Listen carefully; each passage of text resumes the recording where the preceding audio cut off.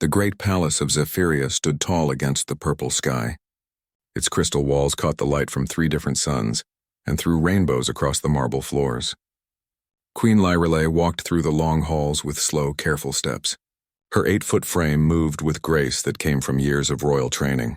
Her skin looked like living diamond and her eyes glowed with a soft blue light. Today was different from other days. Today she would meet the human who would become her husband. The queen stopped at a large window and looked out at her empire. Millions of people lived in the city below. Flying cars moved between tall buildings that reached toward the clouds. In the distance, spaceships came and went from the starport. Her people had built all of this. They had conquered dozens of worlds and ruled over many different species, Your Majesty, said a voice behind her. Lyrelei turned around. General Korath stood in the doorway. He was tall like all Zephyrians, but his skin was darker and had scars from many battles. His eyes held no warmth. The human delegation has arrived, Korath said. His voice carried disgust that he did not try to hide. They wait in the meeting room. Good, Lyrelei said. I will see them now. Korath stepped closer. My queen, it is not too late to change your mind. These humans are weak. They have no special powers. Their technology is simple. We could crush their whole planet in a few days. That is exactly why we must do this, the queen replied. A war would cost us ships and soldiers. This marriage will give us control without bloodshed. But to marry one of them, Korath shook his head. It brings shame to our royal family. Lyrelei's eyes flashed with anger. You forget yourself, General. I do what is best for our empire. The council has agreed to this plan. Korath bowed his head, but his jaw stayed tight. Of course, Your Majesty. Forgive me. The queen walked past him toward the meeting room. She had made her choice. The humans had appeared in their space 6 months ago with ships that barely worked. Their weapons were old and simple. Their people had no mind powers at all. But they controlled a system with 12 planets and many resources. A marriage would make them allies without a fight. The meeting room doors opened as she approached. Inside, 5 humans sat at a long table. They all looked so small and weak. Their skin was soft and had no protection. Their eyes were dull compared to Zephyrian eyes. How had such creatures ever learned to travel between stars? One human stood up as she entered. He was different from the others. While they looked nervous and afraid, he seemed calm. He had brown hair and green eyes. His clothes were simple but clean. When he smiled, it reached his eyes. Your Majesty, he said with a bow, I am Jake Murphy. I speak for Earth in these talks. His voice was steady and respectful. Lyrelei had expected fear or awe, but Jake showed neither. He met her gaze without looking away. Mr. Murphy, she said, you understand why you are here? Yes, Your Majesty. To discuss peace between our peoples through marriage. Other humans at the table shifted in their seats. One woman with gray hair cleared her throat. Your Majesty, the woman said, I am Mary Collins, Earth's chief diplomat. We want you to know that Mr. Murphy volunteers for this duty. He was not forced. Lyrelei looked at Jake again. Is this true? You choose this freely? Jake nodded. I do, Your Majesty. I believe this marriage can bring good things for both our worlds. The queen studied him. Most creatures showed fear when they first saw a Zephyrian. Their size and glowing eyes usually made others step back. But Jake stood straight and calm. Either he was very brave or very foolish. Tell me about yourself, Jake Murphy, she said. I am 32 years old, Jake replied. I have worked as a diplomat for 10 years. I have visited many countries on Earth and helped solve problems between different groups. Do you have family? My parents died when I was young. I have no wife or children. What do you know about our people? Jake smiled slightly. I know that Zephyrians are strong and smart. Your empire covers many star systems. Your people live long lives and have powers that humans do not. You value honor and strength above all things. It was a simple answer, but it was correct. Many aliens who tried to deal with Zephyrians got these basic facts wrong. And what do you hope to gain from this marriage? Lyrelei asked. Peace, Jake said without hesitation. My people want to learn and grow. We do not want war with your empire. We hope that friendship will help both our peoples. The queen walked around the table slowly. The other humans watched her with worried eyes, but Jake's expression never changed. When she sent out gentle mind probes to read his thoughts, she hit something strange. It was like trying to look through thick fog. She could sense emotions, but not clear thoughts. This was unusual. Most species were easy to read. You are not afraid, she observed. Fear serves no purpose here, Jake replied. You will either accept this marriage or you will not. My being afraid will not change your decision. Lyrelei found herself impressed, despite her doubts. You speak wisdom, human. She returned to her place at the head of the table. Very well. I accept this proposal. We will marry in 1 week's time. The ceremony will follow Zephyrian tradition. The human diplomats looked relieved. Mary Collins smiled for the first time since entering the room. Thank you, Your Majesty, she said. This will mark a new age of cooperation between our peoples. Perhaps, Lyrelei said. Mr. Murphy, you will stay here at the palace until the wedding. My staff will teach you our customs and prepare you for the ceremony. Jake bowed again. I am honored, Your Majesty. As the meeting ended and the humans left, Lyrelei watched Jake walk away. Something about him puzzled her. He was too calm, too prepared. Most beings meeting a Zephyrian queen for the first time showed more emotion, but Jake had acted like he had done this many times before. General Korath appeared beside her as the doors closed. A mistake, my queen, he said quietly. Perhaps, Lyrelei replied, but an interesting one. There is more to that human than appears. They are all weak. This one is no different. The queen said nothing, but her mind kept returning to Jake's strange calmness and the mental barriers she had encountered. In her long life, she had met many species and many kinds of beings. Jake Murphy did not fit the pattern of a simple diplomat from a primitive world. The week ahead would be very interesting indeed. Outside, Jake walked with the other humans toward their ship. Mary Collins fell into step beside him. Well done, she whispered. You have her curious. Jake's expression never changed, but his eyes held a small gleam. Phase 1 complete. Now the real work begins. The wedding ceremony had lasted 6 hours. Every noble in the Zephyrian Empire attended to witness their queen marry the small human. Jake had worn the traditional golden robes and spoken the ancient words without error. His pronunciation was perfect, which surprised many guests. Most aliens took years to learn their language properly. Now, 3 days later, Queen Lyrelei sat in her private garden watching her new husband. Jake moved slowly through a series of exercises on the grass. He called it meditation, but it looked more like a careful dance. His movements were smooth and precise. Each step flowed into the next without pause. Human customs are strange, said her aide, Vera, who stood nearby. Indeed, Lyrelei replied, but her eyes never left Jake. Something was wrong. She could not put her finger on it, but small things bothered her. Yesterday, Jake had stayed awake for 22 hours straight. When she asked about it, he said humans needed less sleep than people thought. Last night at dinner, he had not touched his food for over an hour. When she noticed, he quickly began eating, but she wondered how long he had been just sitting there. Jake finished his exercises and walked toward them. He moved with the same calm confidence he had shown since arriving. Most new husbands would be nervous or trying to impress their wives. Jake acted like he had lived in the palace his whole life. Good morning, Your Majesty, he said with a smile. Please, when we are alone, call me Lyrelei, the queen said. We are married now, of course. Good morning, Lyrelei, she gestured to the chair beside her. Sit with me. Tell me about your home world. Jake sat down and looked out at the garden. Earth is beautiful but simple compared to this. We have blue skies and green plants. Most of our cities are built on the ground instead of floating in the air. Do you miss it? Sometimes. But I knew when I came here that I might never return. Lyrelei studied his face. That does not sadden you? Sadness serves no purpose, Jake replied. I am here now. I must make the best of it. It was the same calm answer he gave to everything. The queen sent out another gentle mind probe. Again, she hit the strange mental barriers.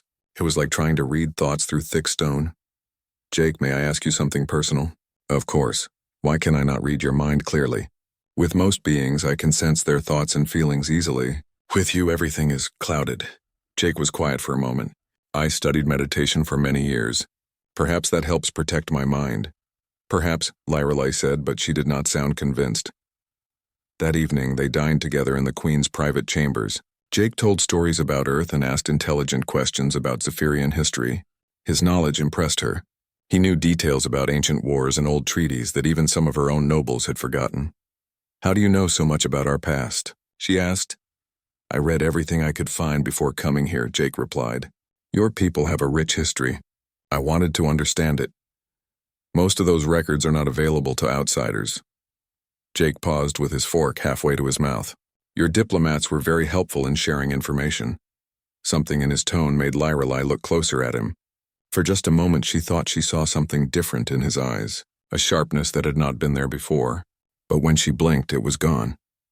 After dinner, they walked through the palace halls. Guards bowed as they passed.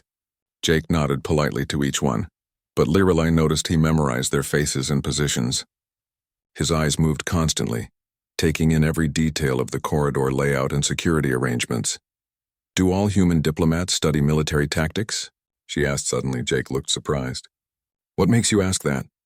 The way you observe everything. You notice guard positions and exit routes. It is the behavior of a soldier, not a diplomat. On Earth, diplomats often travel to dangerous places, Jake said. We learn to be careful. It was a reasonable answer, but Lyrelei's suspicions grew stronger. The next morning brought disturbing news. General Korath requested a private meeting with the Queen. She met him in her war room, a chamber lined with star charts and battle plans. My Queen, Korath said, I have received troubling reports from our intelligence network. What kind of reports?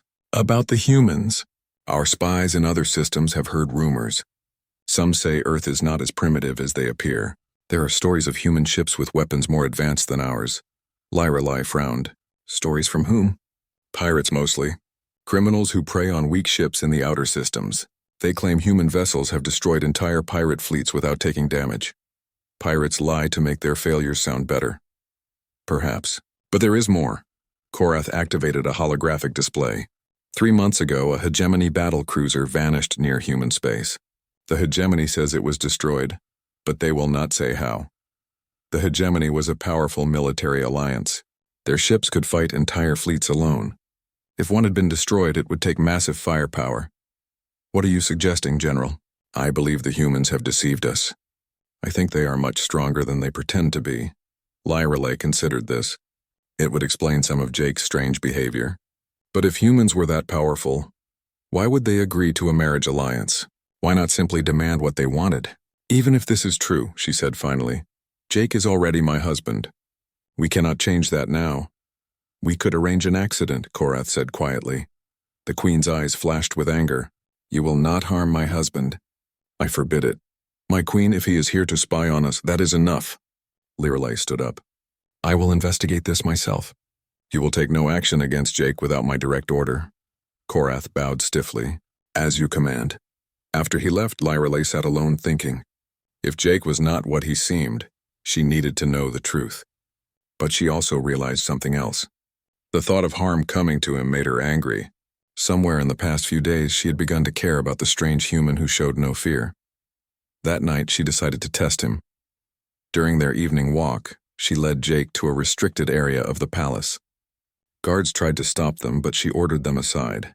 She brought Jake to her personal training room where she practiced combat skills. This is where I keep my weapons, she said, watching his reaction. Jake looked around the room with interest. Advanced energy weapons hung on the walls. Combat armor stood in display cases. Training robots waited in the corners. Impressive, Jake said. Your people are clearly skilled warriors. Lyrelei picked up a plasma sword and activated it. The blade hummed with deadly energy. Would you like to see how it works? If you wish to show me. She began a practice routine, moving through complex attack and defense patterns. The sword cut through training dummies like they were made of paper. When she finished, she was breathing hard but felt good. Your turn, she said, offering Jake the weapon. I do not know how to use such things, Jake replied. Try anyway. Jake took the sword carefully. He held it awkwardly at first, like someone who had never seen such a weapon. But as he began to move, something changed. His stance became more balanced. His grip adjusted to the proper position. He moved through a simple pattern with the sword, and his technique was nearly perfect. Lyrelei watched with growing amazement. Where did you learn to do that? Jake stopped and looked at the sword in his hands with surprise. I'm not sure. I was just copying what you did. No human learns that quickly. Perhaps I have a good memory. But Lyrelei was no longer listening to his words. She was watching his body language. The way he held the weapon, the balance in his stance, the awareness in his eyes. This was not a diplomat. This was a warrior trying very hard to pretend he was not. Jake handed the sword back to her. "Thank you for showing me." As they walked back to their chambers, Liralay's mind raced. General Korath might be right about the humans, but if Jake was here to spy, he was doing a very poor job of hiding his skills. Unless he wanted her to notice. That night, as Jake lay sleeping beside her, Liralay made a decision. She would find out the truth about her husband and his people, but she would do it carefully. If Jake was dangerous, she needed to know how dangerous. If he was not what he seemed, she wanted to know what he really was. One thing was certain. Life with Jake Murphy would never be boring. 2 weeks had passed since the weapon training incident. Queen Liralay spent her days watching Jake more carefully. Each observation added to her growing list of questions about her human husband. This morning, she found Jake in the palace library. He sat at a table covered with books and data tablets. The texts were written in 12 different alien languages, including some that took Zephyrian scholars years to master. "Good morning," Liralay said as she approached. Jake looked up and smiled. "Good morning. I hope you do not mind that I borrowed these books." She looked at the titles. Advanced Stellar Navigation, Military History of the Andorian Wars, Quantum Physics and Weapons Design, Galactic Trade Routes and Resource Management. "Quite heavy reading for a diplomat," she observed. "I like to learn new things," Jake replied. "Your library has books that do not exist on Earth." Liralay picked up one of the tablets. The text was written in ancient Krillian, a language that had been dead for 3,000 years. "Can you read this?" "Some of it. The translation program helps with the difficult parts." She checked the tablet settings. No translation program was running. Jake was reading pure ancient Krillian text without help. That should have been impossible for someone who learned the language recently. "Jake, how long did you study languages before coming here?" "A few years," he said, but his attention had already returned to his reading. Liralay sat down across from him. "What are you reading about?" "The Hegemony Wars, fascinating conflict. The Zephyrian fleet tactics were brilliant during the Battle of Zarion." The Queen felt her breath catch. The Battle of Zarion was classified information. The complete records were kept in the secret military archives. Even many Zephyrian generals did not know all the details. "Where did you read about Zarion?" she asked carefully. Jake paused. I think it was mentioned in one of these history books." "Which book?" Jake looked through the pile of texts. His confident expression wavered for the first time since she had known him. "I am not sure. Perhaps I heard it from one of your staff."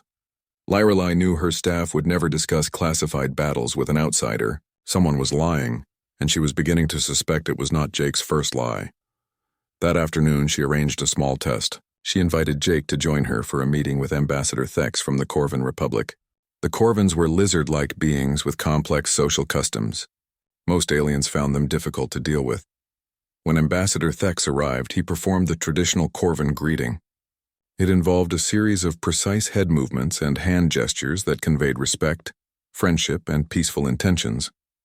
Jake watched the ambassador carefully. "Ambassador Thex," Liralay said in the Corvin language. "May I present my husband, Jake Murphy of Earth." The ambassador turned to Jake and waited.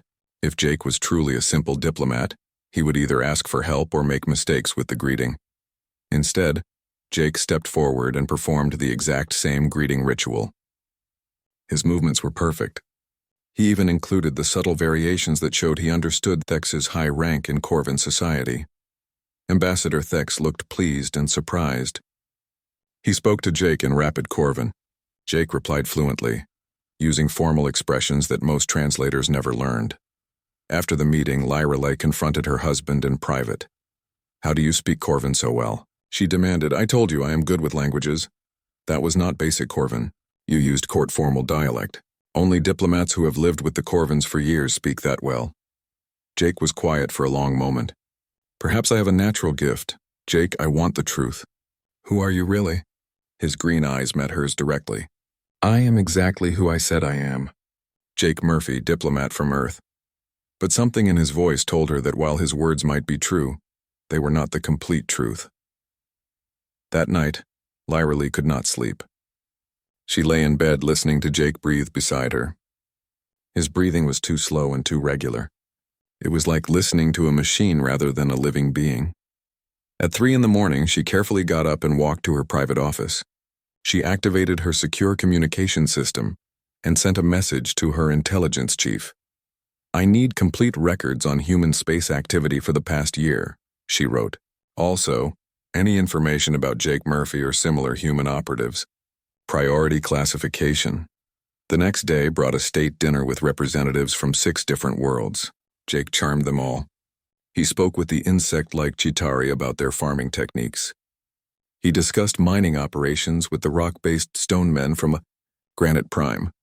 He even managed to make the usually hostile Vegan Trade Council laugh at his stories. Lyrelay watched in amazement as Jake demonstrated detailed knowledge about each species and their cultures. When the Chitauri ambassador mentioned a recent plague affecting their crops, Jake suggested a solution involving earth farming methods. When the stonemen complained about equipment failures, Jake described human mining technology that could help. After the dinner, Ambassador Ilex from the Galactic Trade Federation pulled Lyrelay aside. "Your Majesty," Ilex said quietly, "your husband knows a great deal about human capabilities." "What do you mean?" "The farming techniques he described to the Chitauri. The mining equipment he mentioned to the stonemen. These are not primitive technologies. Some of them are more advanced than what we use." Lyrelay felt cold fear in her stomach. "Are you certain?" "Very certain. I have studied human trade goods for years. What Jake described tonight suggests Earth has technology they have never shown us." That night, Lyrelay received the intelligence report she had requested. What she read made her hand shake. According to the report, human ships had been spotted in 17 different systems over the past 6 months. These were not the slow, simple vessels Earth had shown during first contact. They were fast, heavily armed, and used stealth technology that made them nearly invisible. 3 pirate fleets had simply vanished near human space. A hegemony battlecruiser had been found destroyed with weapons damage unlike anything in the galactic databases. Most disturbing of all, there were reports of human operatives on dozens of worlds, gathering information and making contacts. The final note in the report made her blood freeze. "Recommend immediate investigation of all humans currently in sensitive positions. Possibility of widespread intelligence operation cannot be ruled out." Lyrelay sat in her office staring at the report until dawn. Her husband was a spy, probably a very skilled and dangerous spy. The marriage was not a peace offering. It was an intelligence operation designed to place a human agent at the heart of the Zephyrian Empire. But why? If humans were as advanced as the report suggested, why did they need to spy? What were they planning? The next morning she found Jake in the garden doing his usual exercises. He moved with the same fluid grace, but now she could see it for what it really was. Combat training disguised as meditation. "Jake," she said. He turned and smiled. "Good morning, Lyrelay. I know what you are." His smile did not change, but something shifted in his eyes. A hardness that had always been there but hidden beneath the friendly diplomat mask. "What am I?" he asked. "A soldier? A spy? Probably both." Jake finished his exercises and walked toward her. His movements were different now. More controlled. "More dangerous. What gave me away?" he asked. "Many things. Your languages. Your knowledge. The way you move. The way you never really sleep." Jake nodded slowly. "I wondered how long it would take you to figure it out." "So you admit it?" "I admit that I am more than I appeared to be. But Lyrelay, I need you to understand something important." "What?" "My feelings for you are real. That was never part of the mission." The Queen felt her heart skip. "Mission?" Jake looked into her eyes. "There are things happening in the galaxy that you do not know about.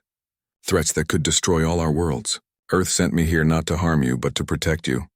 "Protect me from what?" "From the war that is coming." Before Lyrelay could ask more questions, alarms began sounding throughout the palace. Emergency lights flashed red. Guard voices echoed through the corridors. Jake's expression became instantly alert. "We need to get to the command center now." "How do you know where?" "Lyrelay, please, trust me. Something very bad is about to happen." As they ran through the palace halls, the Queen realized that her strange marriage was about to become much more complicated. Whatever Jake really was, whatever he had been sent to do, the time for pretending was over. The real Jake Murphy was about to reveal himself. The command center buzzed with activity.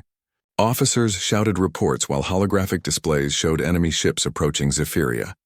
General Korath stood at the center of it all, his face grim. Report, Queen Lyrelay demanded as she entered with Jake close behind. My queen, Korath said, we have a problem. 30 rebel ships led by Admiral Vex have jumped into our system. They demand your surrender. Admiral Vex? Lyrelay knew the name. He commanded the Third Fleet until last month when he disappeared with several ships. Why would he rebel? He claims you have betrayed the Empire by marrying a human spy, Korath replied, his eyes moving to Jake. He says he will save Zephyria from alien influence. Jake stepped forward to look at the tactical display. The enemy ships formed a battle line between Zephyria and the nearest jump point. They were trapped. Your Majesty, Admiral Vex's face appeared on the main screen. He was an older Zephyrian with battle scars across his crystalline skin. I give you one chance. Surrender the human spy and I will spare your life. Admiral Vex, Lyrelay replied coldly. You have committed treason. Return to base immediately or face the consequences, Vex laughed. You cannot fight us, my queen. I have 30 warships and the loyalty of the outer colonies. Your palace guard cannot protect you from orbital bombardment. The transmission ended. Around the command center, officers looked worried. The palace defenses were strong, but not strong enough to stop a full fleet attack. How long until our main fleet arrives? Lyrelay asked. 6 hours minimum, Korath replied. Admiral Vex will not wait that long. Jake had been studying the tactical display in silence. Now he spoke up. General Korath, what is the range of your planetary defense cannons? Korath looked annoyed. Why would a human diplomat need to know that? Because I might be able to help. Help? Korath laughed. What can a primitive human do against Zephyrian warships? Jake turned to face the general. When he spoke, his voice was different, harder, more commanding. I can save this planet if you let me. Something in Jake's tone made everyone in the room look at him. The friendly diplomat was gone. In his place stood someone who radiated quiet confidence and danger. Jake, Lyrelay said carefully. What are you talking about? I need to contact my ship. Your ship? The human delegation left weeks ago. Jake pulled a small device from his pocket. It looked like a simple communication unit, but when he activated it, it projected holographic displays that were far more advanced than Zephyrian technology. Earthship Defender, this is Murphy. I need immediate assistance, a voice replied instantly. Murphy, this is Captain Lisa Adams. We have been monitoring the situation. Are you ready to go loud? Affirmative. Full reveal. Authorization code Phoenix 77. Lyrelay stared at Jake in shock. What ship? There are no human vessels in our system. Jake looked at her with apologetic eyes. Actually, there are. You just cannot see them. On the tactical display, 3 new contacts suddenly appeared. The Zephyrian sensors had detected nothing, but now 3 sleek ships materialized near Admiral Vex's fleet. They were unlike any vessels Lyrelay had ever seen. Black holes that seemed to absorb light. No visible weapons ports. No exhaust trails. Impossible, General Korath whispered. Our sensors would have detected them. Not if they did not want to be detected, Jake replied. Admiral Vex's voice came over the communication system. He sounded confused and angry. Unknown ships, identify yourselves immediately. Admiral Vex, came a calm female voice. This is Captain Adams of the Earth Defense Corps. You are ordered to stand down and withdraw from this system. Earth Defense Corps? Vex laughed. Humans have no real military. You are bluffing. I assure you, Admiral, we are not bluffing. This is your only warning. On the tactical display, Vex's ships began moving into attack formation. All ships target the human vessels. Show these primitives what real weapons can do. What happened next defied everything Lyrelay thought she knew about space combat. The human ships moved like living things. They slipped between enemy fire with impossible grace. Zephyrian plasma bolts that should have destroyed them simply missed, as if the human vessels could predict where the shots would go. Then the humans fired back. Beams of pure energy lanced out from the Earth ships. They cut through Zephyrian shields like they were made of paper. 3 rebel warships exploded in seconds. The other ships scattered in panic. What kind of weapons are those? Korath demanded. Jake was working at a control console with hands that moved too fast to follow. Classified. More human ships began appearing throughout the system. Dozens of them. They surrounded Admiral Vex's remaining forces like predators circling prey. All rebel ships, Captain Adams announced. You have 30 seconds to surrender. Any ship that continues hostile action will be destroyed. Admiral Vex tried to run. His flagship turned toward the jump point and fired its engines at maximum power. A human ship appeared directly in its path and fired once. Vex's ship simply ceased to exist. The remaining rebel vessels surrendered immediately. In the sudden silence of the command center, everyone stared at the tactical display. The entire battle had lasted less than 10 minutes. A Zephyrian rebel fleet had been destroyed by humans who were supposed to be primitive and weak. "Jake," Lyrelei said quietly, "what have you done?" He turned to face her. His expression was sad but determined. "I have shown you the truth, Lyrelei. Earth is not what we pretended to be." "How long?" she asked. "How long have you been lying to us?" "Since first contact." "Everything you think you know about humanity is wrong." General Korath stepped forward, his hand on his weapon. "You are a spy." "An infiltrator." "Yes," Jake said simply, "but not the kind you think." Captain Adams' voice came through the communication system. "Colonel Murphy, permission to come aboard?" "Colonel?" Lyrelei felt dizzy. "You are a military officer?" "Lieutenant Colonel Jake Murphy, Earth Defense Corps Special Operations," he replied. "And yes, Captain Adams, permission granted." A few minutes later, a woman in a dark military uniform materialized in the command center. Lyrelei had never seen teleportation technology that advanced. Captain Adams was tall for a human, with short blonde hair and the same dangerous calm that Jake possessed. "Your Majesty," Adams said with a respectful bow, "I apologize for the deception, but it was necessary." "Necessary for what?" Lyrelei demanded. Jake and Adams exchanged looks. "To protect you from the real threat," Jake said. "What threat?" Adams activated a holographic display that showed star charts of the entire galaxy. Red marks appeared across dozens of systems. "The Devourers, Your Majesty. An ancient enemy that we thought was gone forever. They have returned and they are coming this way." "Devourers?" "Machines," Jake explained. "Built by a race that destroyed itself millions of years ago. They consume entire worlds to fuel their expansion. 3 months ago, they wiped out the Hegemony battle fleet at Proxima Station." Lyrelei remembered the destroyed Hegemony battlecruiser from Korath's earlier report. "You knew about this?" "Earth has been tracking them for 2 years," Adams said. "They move slowly, but they cannot be stopped by conventional weapons. Every world they take makes them stronger. Why did you not warn us?"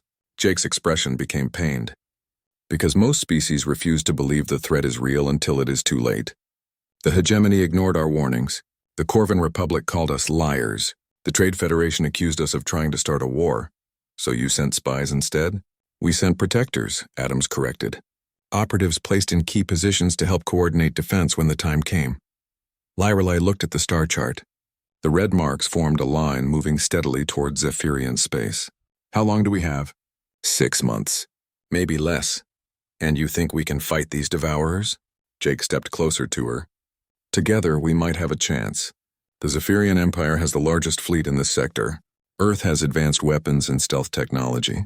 Combined with other allied forces, we could mount a real defense." "What other allied forces?" Adams smiled grimly. "Every world where we have placed operatives. Every species that has agreed to work with us. The Corvin Republic changed their minds when a Devourer scout ship destroyed one of their colonies last week." General Korath had been listening in stunned silence. Now he found his voice. "You are asking us to trust you. After all these lies, I am asking you to survive," Jake replied. "The Devourers do not negotiate. They do not take prisoners. They simply consume everything in their path."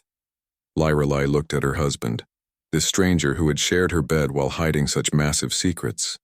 "If I agree to this alliance, what guarantee do I have that Earth will not simply conquer us afterward?" Jake met her eyes directly. "You have my word, the word of a spy, the word of a man who loves you." The Queen felt her breath catch.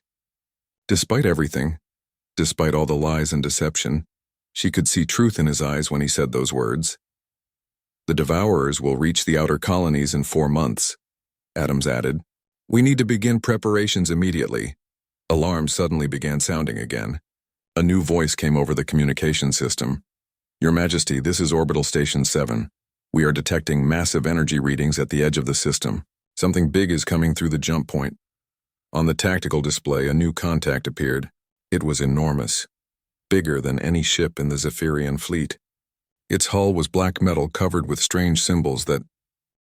The Devourer ship moved through space like a living nightmare. Its black hull absorbed the light from Zephyria's 3 suns, creating a shadow against the stars.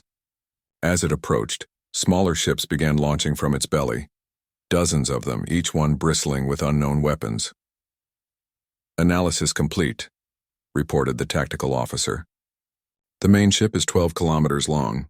Hull composition unknown. Energy readings are off our scales." Captain Adams studied the readings from her position beside Queen Lyrelai. "Standard Devourer scout configuration. The main ship will hang back while the smaller units attack. If they take significant damage, the scout will jump away and report our position to the main fleet." "How do we stop it?" Lyrelai asked.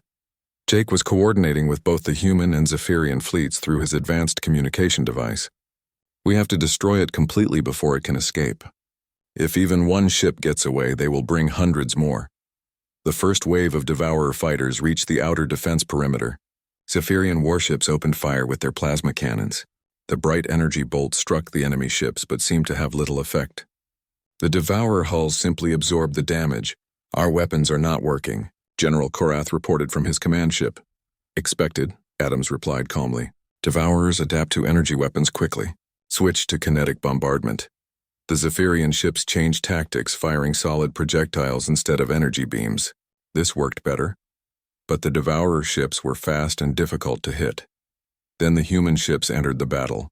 Earth vessels moved like dancers through the enemy formation. Their weapons fired beams of silver light that cut through Devourer armor like it was made of soft metal. Each shot destroyed a target completely. "What kind of weapons are those?" Korath demanded over the communication channel. "Quantum disruptors," Jake replied while coordinating the battle. "They break apart matter at the molecular level. Devourers cannot adapt to them." The tide of battle began to turn. Human and Zephyrian ships worked together, the humans providing heavy firepower while the Zephyrians used their superior numbers to surround enemy groups. But the main Devourer ship was not sitting idle. It began charging a massive weapon that made the air around it shimmer with deadly energy. "Planet killer," Adams said grimly. "If that weapon fires, it will crack Zephiria's crust.